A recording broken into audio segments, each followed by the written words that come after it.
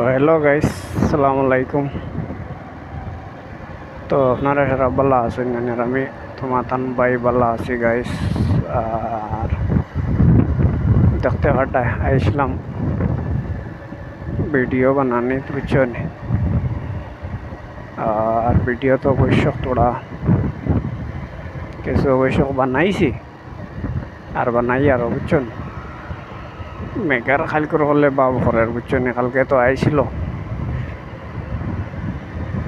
দেখো এটা মানুষের জিন্দগি খিলা খানি দেখায়।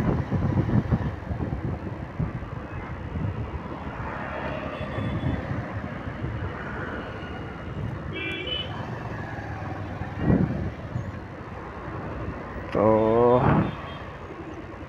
বর্তমানে তো পেট্রোল ডালি লইছি বুঝছো নি, আর তো হরার কিছু কাম নাই দেখে